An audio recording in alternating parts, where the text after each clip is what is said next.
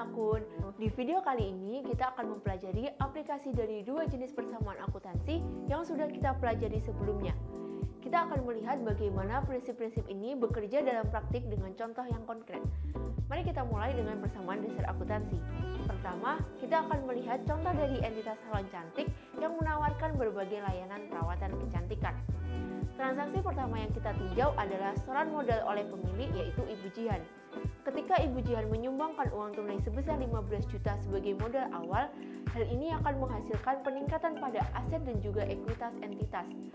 Sehingga aset bertambah sebesar 15 juta dan juga ekuitas juga bertambah sebesar 15 juta.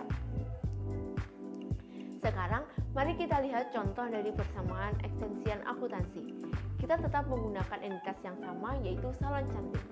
Misalkan, salon cantik menyelesaikan layanan perawatan kulit untuk pelanggan tertentu dan menerima pembayaran sebesar 500.000. Dalam perspektif persamaan akuntansi, ini akan meningkatkan penghasilan entitas sebesar 500.000, sementara aset berupa kas juga akan bertambah sejumlah yang sama. Bagaimana? Apakah kawan akun lebih paham mengenai contoh dari persamaan ekstensian? Nah, yuk kita diskusikan contoh berikutnya yang melibatkan lebih dari dua elemen yang terlibat agar kawan akun lebih paham. Nah, pada contoh kedua ini, salon cantik melakukan jasa perawatan kulit dan rambut kepada Ibu Jihan senilai 300.000. Ibu Jihan hanya menyerahkan uang tunai sebesar 150.000. Sisanya diperlakukan sebagai pengembalian ke pemilik. Dalam perspektif persamaan ekstensian akuntansi, ini akan meningkatkan aset berupa kas sebesar 150.000, pengembalian ke pemilik bertambah 150.000, dan penghasilan yang berasal dari jasa perawatan kulit dan rambut juga bertambah sebesar 300.000.